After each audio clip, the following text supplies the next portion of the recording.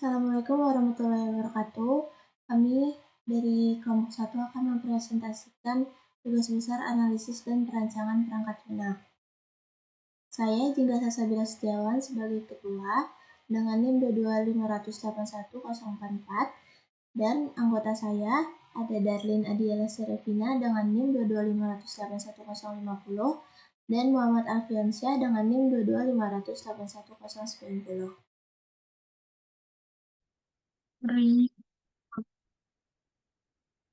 Assalamualaikum warahmatullahi wabarakatuh.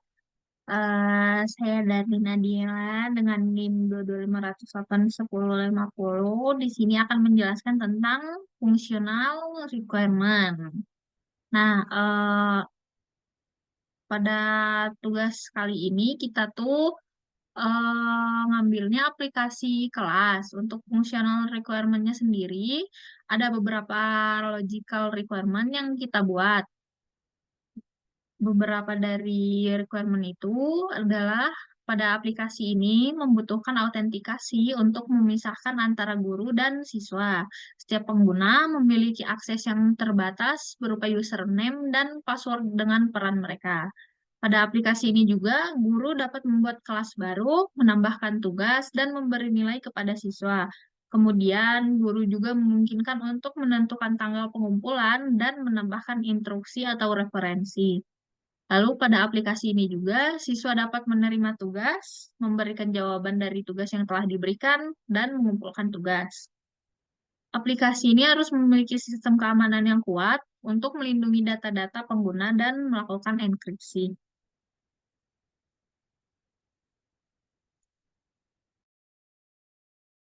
Di sini saya akan menjelaskan mengenai use case diagram.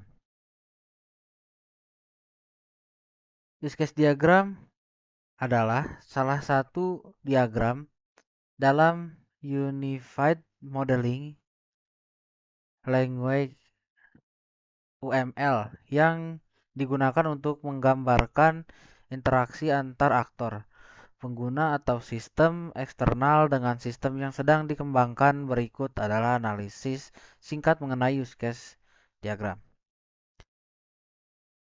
Di sini ada tujuan dan manfaat dari use case diagram, yaitu menggambarkan fungsionalitas sistem. Yang kedua, komunikasi dengan stakeholder. Yang ketiga, mengidentifikasi aktor dan interaksi. Yang pertama, menggambarkan fungsionalitas sistem, yaitu use case diagram membantu dalam mengidentifikasi dan menggambarkan fungsionalitas utama yang harus disediakan oleh sistem. Lalu ada komunikasi dengan stakeholder, yaitu memudahkan komunikasi antar pengembang dan stakeholder non-teknis karena memberikan gambaran yang sederhana dan jelas tentang apa yang dilakukan sistem. Selanjutnya, mengidentifikasi aktor dan interaksi, yaitu membantu dalam mengidentifikasi siapa saja yang akan berinteraksi dengan sistem atau aktor dan bagaimana interaksi tersebut terjadi. Di sini itu ada komponen utamanya, yaitu seperti aktor di sini, lalu ada use case-nya dan relasinya. Aktor yaitu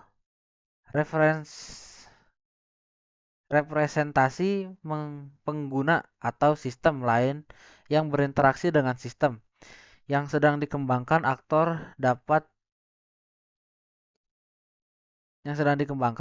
Aktor dapat berupa pengguna manusia, perangkat keras, atau sistem lain. Lalu ada use case, menunjukkan fungsi atau layanan yang disediakan oleh sistem untuk aktor. Setiap use case mewakili satu unit fungsionalitas yang memberikan nilai kepada aktor. Lalu ada relasi, menunjukkan hubungan antar aktor dan use case, serta hubungan antar use case serta hubungan antar use case.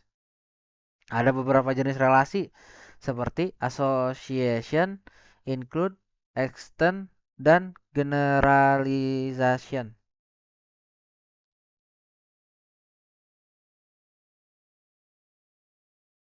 Jadi, kesimpulannya adalah use case diagram adalah alat yang sangat berguna dalam tahap awal pengembangan sistem untuk memastikan bahwa semua kebutuhan fungsionalitas telah diidentifikasi dan dipahami oleh semua pihak yang terlibat. Diagram ini menyederhanakan proses komunikasi antara pengembangan dan stakeholder serta membantu dalam perencanaan dan analisis sistem.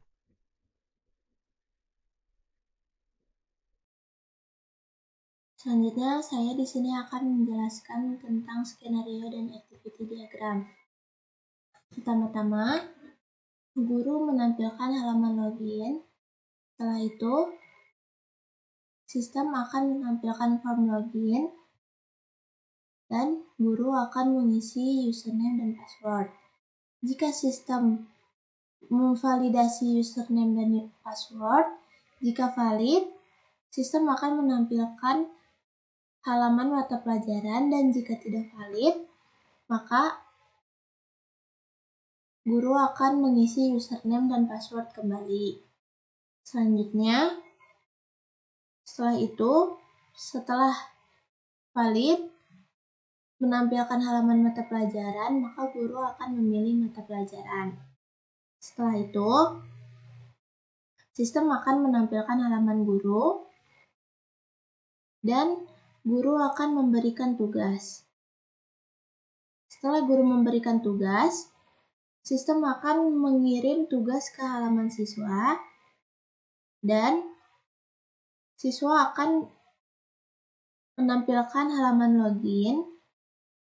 Setelah siswa menampilkan halaman login, sistem akan menampilkan form login. Sama seperti pada interface guru, siswa juga harus mengisi username dan password. Sistem akan memvalidasi username dan password. Jika valid, maka sistem akan menampilkan halaman mata pelajaran, dan jika tidak valid, siswa disuruh kembali untuk mengisi username dan password. Setelah itu, jika valid, maka siswa akan memilih mata pelajaran dan sistem akan menampilkan halaman siswa. Setelah sistem menampilkan halaman siswa, siswa akan memberi jawaban dari tugas yang diberikan dari guru. Setelah itu, siswa dapat mensubmit tugas dan sistem akan mengirim jawaban ke halaman guru. Setelah itu, guru mengecek dan memberi nilai tugas, dan guru dapat mensubmit nilai. Setelah itu, sistem mengirim nilai ke halaman siswa, dan siswa dapat melihat nilai yang diberikan guru.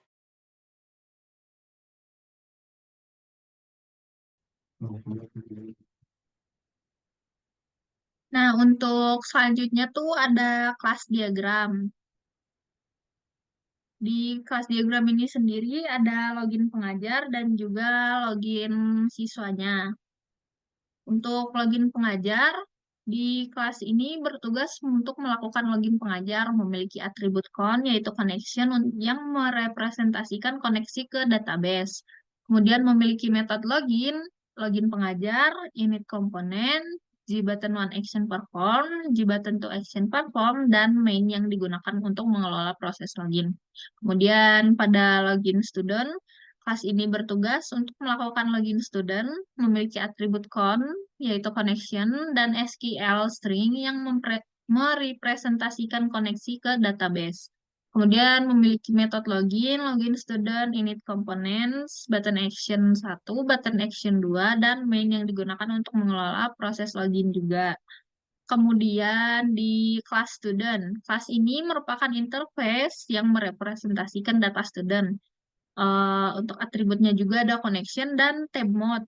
Default tabel model yang digunakan untuk mengelola tabel data student. Kemudian memiliki metode beranda student, init komponen, di button one action perform, pilih action perform, table assignment, mouse click, sama jawab action perform. Kemudian ada main, get mata pelajaran, lebar kolom, get pelajaran, data tabel, sama kosong yang digunakan untuk mengelola. Kemudian pada pengajar juga ada interface-nya sendiri yang merepresentasikan data pengajar. Dan atributnya ada beberapa seperti ID assignment, ID nilai, kemudian ada beberapa label dan button. Kemudian di kelas pengajar juga ada judul assignment, mata pelajaran, dan juga ada tabel assignment, kemudian tambah assignment, update juga ada, dan tenggat waktunya juga. Kelas diagram ini juga menunjukkan hubungan antar kelas. Untuk login pengajar dan login student memiliki hubungan dengan student dengan menggunakan interface. Login pengajar dan login student memiliki hubungan koneksi DB untuk melakukan koneksi ke database. Pada kelas student memiliki hubungan dengan pengajar dengan menggunakan interface juga. Pengajar juga memiliki hubungan yang sama dengan kelas student.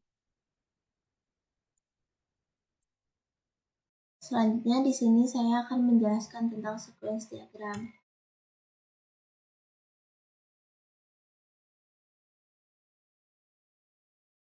Gambar sequence diagram login guru. Yang pertama, guru memasukkan ID dan password. Di sini itu menjelaskan langkah awal, yaitu guru memasukkan ID dan password pada sistem. Karena pada diagram menunjuk ke user login, tuliskan pesan isi ID dan password. Selanjutnya, sistem menerima ID dan password. Menjelaskan sistem menerima ID dan password dari guru. Karena pada diagram menunjuk ke sistem, tuliskan pesan ID dan password. Selanjutnya, sistem mengirim data ke database. Menjelaskan sistem mengirimkan data ID dan password ke database untuk validasi. Selanjutnya, panah pada diagram menunjuk ke database dan menuliskan pesan ID dan password. Selanjutnya,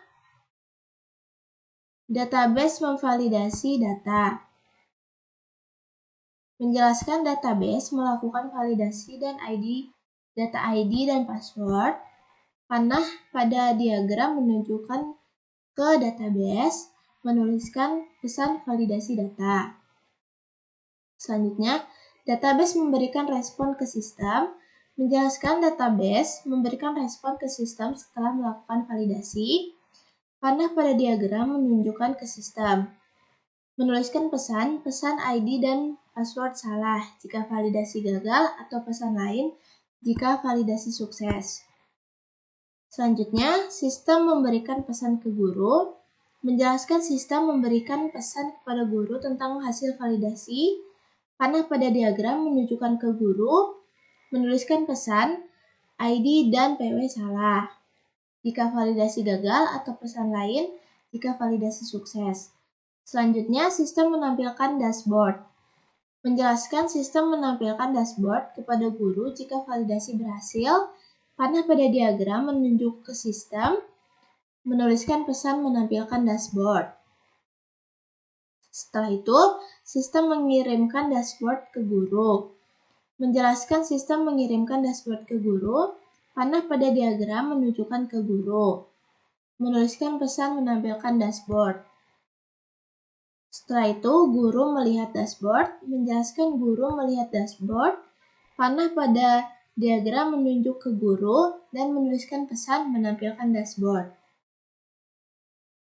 Kesimpulannya, menyimpulkan alur login guru dengan menekankan interaksi antar komponen dan proses yang terjadi, menambahkan informasi tambahan seperti tujuan diagram, sequence, atau manfaatnya.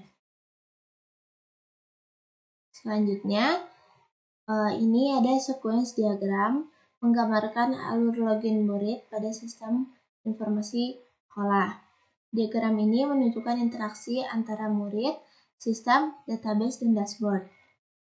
Yang pertama, ada proses login, yaitu murid memasukkan ID dan password ke dalam sistem. Sistem mengirimkan ID dan password ke database untuk validasi. Setelah itu, database memvalidasi data dan mengirimkan hasil validasi ke sistem.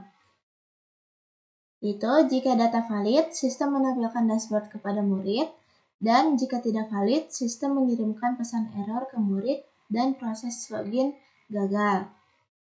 Selanjutnya, diagram menunjukkan bahwa proses validasi data dilakukan oleh database. Setelah validasi, database memberikan respon ke sistem yang kemudian menampilkan dashboard atau pesan error. Selanjutnya, menampilkan dashboard adalah bagian dari proses login yang sukses. Kesimpulannya, sequence diagram login murid ini memberikan gambaran jelas tentang alur login dan interaksi antar komponen.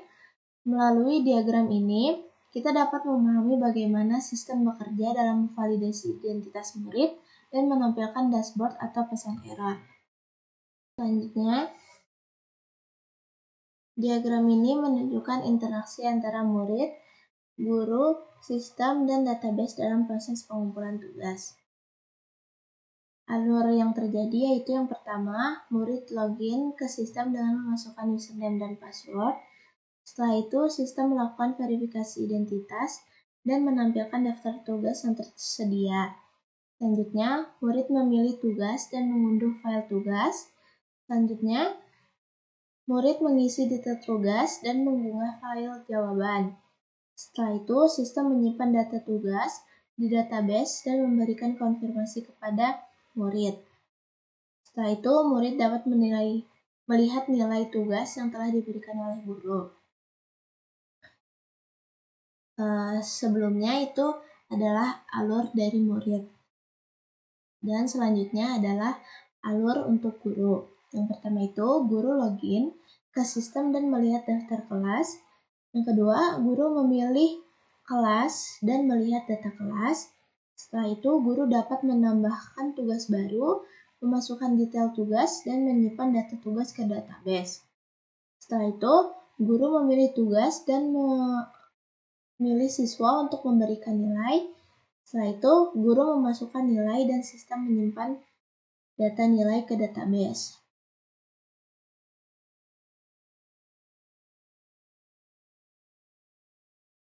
Di sini saya akan menjelaskan lagi mengenai state diagram. State diagram juga dikenal sebagai state machine diagram atau state chart diagram. Adalah salah satu jenis diagram dalam Unified Modeling Language UML yang digunakan untuk memodelkan perilaku dinamis dari sistem berikut.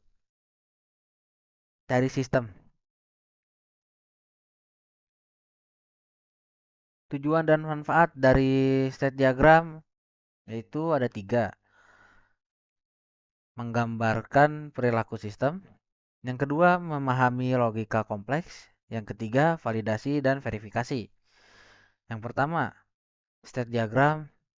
Yang pertama, menggambarkan perilaku sistem, yaitu state diagram menunjukkan bagaimana sebuah objek bertransisi antara berbagai state keadaan berdasarkan peristiwa yang terjadi. Lalu yang kedua, memahami logika kompleks, yaitu berguna untuk memahami dan mendokumentasikan logika yang kompleks, khususnya dalam sistem yang memiliki banyak kondisi dan transisi antar kondisi.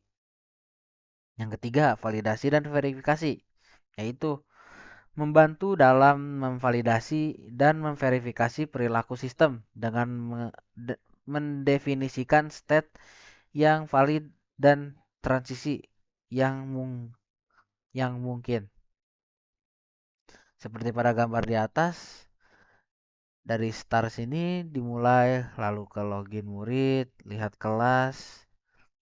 Di sini juga ada lihat kelas. Ini untuk murid dan ini untuk bagian guru. Dan seterusnya. Komponen utamanya dari gambar ini state atau keadaan. Yang kedua transition. Yang ketiga ada event. Yang keempat initial state. Yang kelima ada final state. Dari yang pertama state atau keadaan, mewakili kondisi atau status suatu objek pada suatu waktu tertentu. Set diagram dengan bentuk persegi panjang dengan sudut membulat. Lalu ada transition atau transisi. Transition mewakili perubahan dari satu state ke state lain yang terjadi sebagai respon terhadap suatu event. Transisi diagram dengan garis panah yang menghubungkan dua state. Yang ketiga ada event atau peristiwa, yaitu mewakili kejadian yang menyebabkan transisi dari satu state ke state lain. Yang keempat, initial state, yaitu keadaan awal dari objek ditandai dengan lingkaran hitam penuh. Lalu final state, keadaan akhir dari objek ditandai dengan lingkaran hitam dengan lingkaran putih di dalamnya.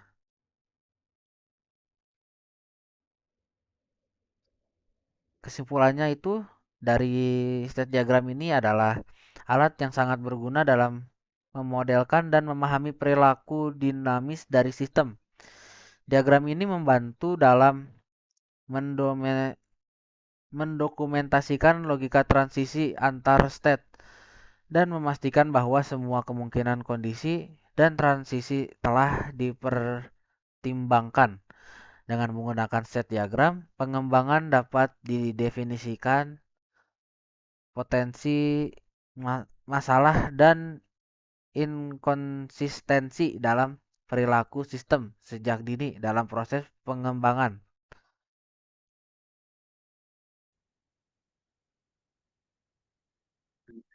Untuk selanjutnya tuh ada komponen dan deployment diagram. Yang pertama tuh ada komponen diagram. Untuk komponen diagram, di sini ada user interface, di mana komponen ini merupakan antarmuka pengguna atau interface pengguna yang dapat diakses oleh user dan dibagi menjadi dua, yaitu student UI dan juga teacher UI-nya, di mana itu untuk pengajar dan juga siswanya. Untuk student UI sendiri, interface pengguna untuk siswa yang fungsinya untuk melihat tugas, mengirimkan tugas, dan juga melihat nilai. Sedangkan untuk teacher UI, yaitu interface untuk pengajar, berfungsi untuk melihat kelas, menambahkan tugas, dan juga memasukkan nilai. Nah, untuk sistem di sini komponen ini merupakan sistem inti dari aplikasi yang terdiri dari beberapa layanan seperti authentication service, layanan untuk mengautentikasi pengguna, memastikan hanya pengguna yang sah dapat mengakses sistem. Kemudian ada task management service, di mana layanan untuk mengelola tugas, termasuk menambahkan, mengubah, dan menghapus tugas. Layanan ini juga bertanggung jawab untuk menyimpan dan mengambil data tugas dari database. Lalu ada grade management service, layanan untuk mengelola nilai, termasuk menambahkan, mengubah, dan menghapus nilai. Layanan ini juga bertanggung jawab untuk menyimpan dan mengambil data nilai dari database. Dan yang terakhir ada database, yaitu komponen yang merupakan tempat penyimpanan data yang digunakan oleh sistem. Dalam diagram ini hanya terdapat satu database yang bernama class database yang digunakan untuk menyimpan data tugas dan nilai. Nah, interaksinya tuh ada beberapa interaksi antar komponen seperti student UI berinteraksi dengan authentication service untuk login, task management service untuk melihat dan mengirimkan tugas, dan grade management service untuk melihat nilai. Untuk teacher UI berinteraksi dengan authentication service untuk login, task management service untuk melihat dan menambahkan tugas, dan grade management service untuk memasukkan nilai. Lalu task management service dan grade management service berinteraksi dengan class database untuk menyimpan dan mengambil data tugas dan nilai.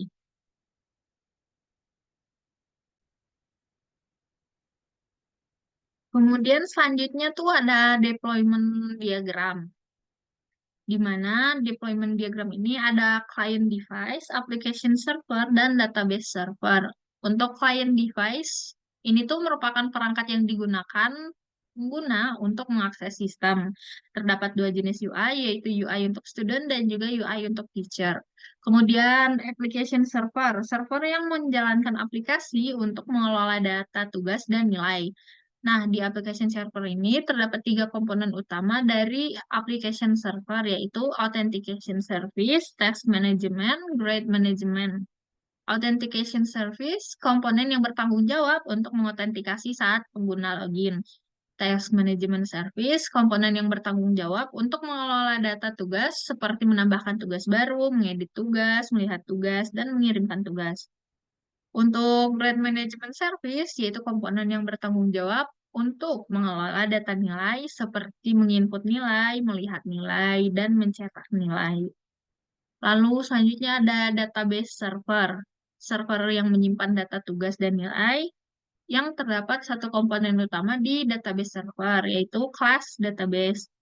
Di mana kelas database itu database yang menyimpan data kelas dan hubungannya dengan siswa, guru, tugas, dan juga nilai.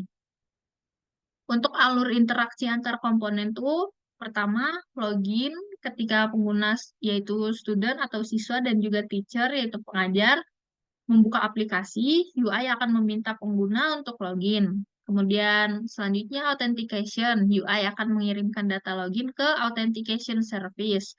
Lalu ada authorization. Jika autentikasi berhasil, authentication service akan memberitahu UI bahwa pengguna sudah login dan memberikan akses sesuai dengan role masing-masing. Lalu ada akses fitur, di mana UI akan menampilkan fitur yang sesuai dengan role pengguna. Kemudian ada interaksi dengan application server. Saat pengguna mengakses fitur, UI akan berinteraksi dengan komponen application server yang sesuai. Dan selanjutnya ada akses database, di mana komponen application server akan berinteraksi dengan database server untuk menyimpan dan mengambil data. Lalu yang terakhir menampilkan data. Data yang diambil dari database server akan ditampilkan oleh UI ke pengguna. Untuk contoh interaksinya, ketika student ingin melihat daftar tugas, UI student akan meminta daftar tugas ke Task Management Service. Teacher, lalu contoh selanjutnya, untuk teacher ingin menginput nilai, UI teacher akan mengirimkan data nilai ke Grade Management Service. Selanjutnya di sini saya akan menjelaskan tentang IRD diagram. IRD ini menggambarkan hubungan antara berbagai entitas dalam sistem seperti murid, guru, mata pelajaran, tugas, dan nilai. Entitas utamanya yaitu ada murid, menunjukkan data murid seperti ID murid, username, password, dan nama. Terus ada guru menunjukkan data guru seperti ID, guru, username, password, dan nama. Dan ada mata pelajaran menunjukkan data mata pelajaran seperti ID mata pelajaran dan nama mata pelajaran. Setelah itu ada entitas turunannya. Yang pertama ada tugas, merupakan entitas turunan dari mata pelajaran, menunjukkan detail tugas seperti ID tugas, judul, deskripsi, batas waktu, dan status pengumpulan. Yang kedua ada pengumpulan, merupakan entitas turunan dari tugas menunjukkan detail pengumpulan tugas seperti ID pengumpulan, tanggal pengumpulan, dan status pengumpulan. Yang ketiga ada nilai, merupakan entitas turunan dari tugas menunjukkan detail nilai tugas seperti ID nilai, deskripsi nilai, dan nilai. Selanjutnya ada hubungan antar entitas. Murid dan tugas memiliki hubungan belajar. Ini berarti seorang murid bisa belajar banyak tugas. Selanjutnya, guru dan tugas memiliki hubungan mengajar. Ini berarti seorang guru bisa mengajar banyak tugas. Selanjutnya, ada mata pelajaran dan tugas memiliki hubungan dibuatkan. Ini berarti sebuah mata pelajaran bisa memiliki banyak tugas. Tugas dan pengumpulan memiliki hubungan dikumpulkan. Ini berarti setiap tugas bisa dikumpulkan hanya satu kali. Tugas dan nilai memiliki hubungan dinilai. Ini berarti setiap tugas bisa dinilai.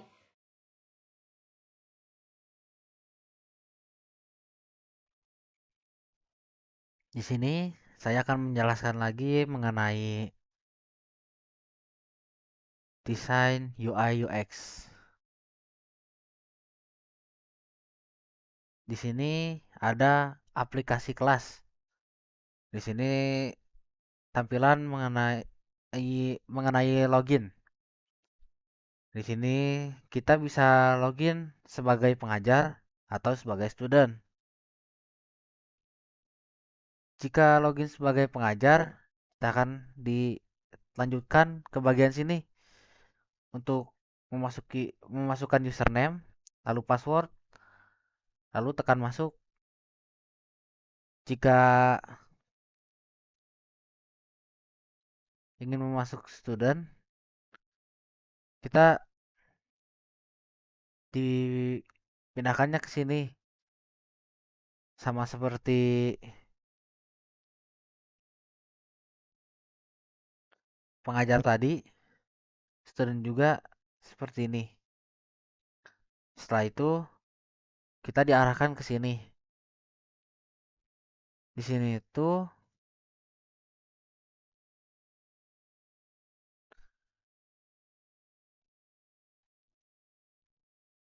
kita bisa memilih mata pelajaran.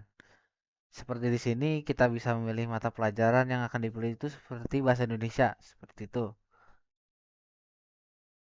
Di sini juga sudah dirancang dengan fokus pada kemudahan pengguna dan navigasi yang intuitif. Lalu setelah memilih mata pelajaran, kita akan dipindahkan ke sini. Ini tuh untuk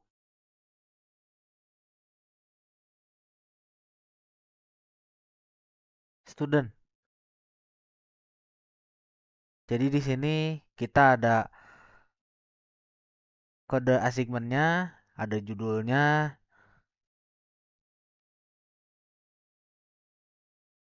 lalu petunjuk, lalu tenggat waktu.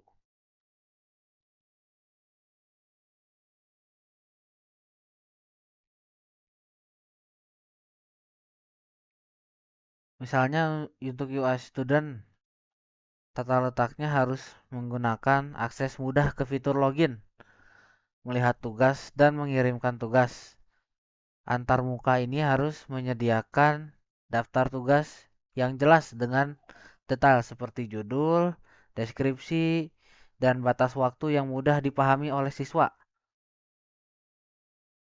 Tombol atau menu utama untuk mengumpulkan tugas juga harus mudah diakses dan jelas, sehingga siswa dapat dengan cepat menyelesaikan tugas mereka.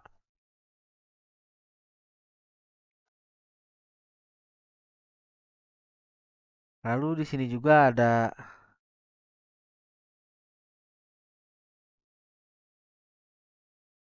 UI mengenai yang tadi, pilih mata pelajaran yaitu bahasa Indonesia. Yang di sini itu untuk pengajarnya.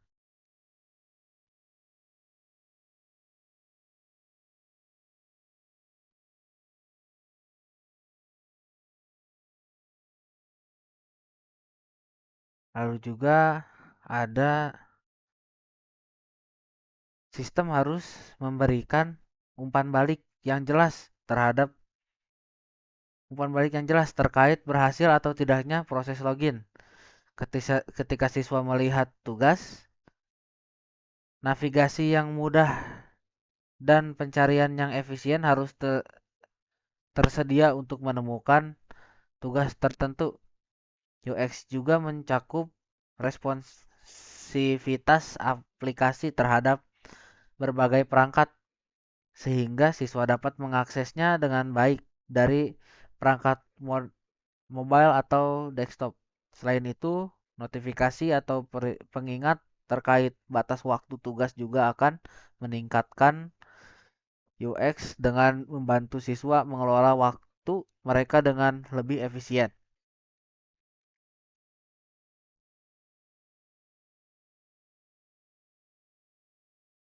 Baik, sekian dari kelompok kami.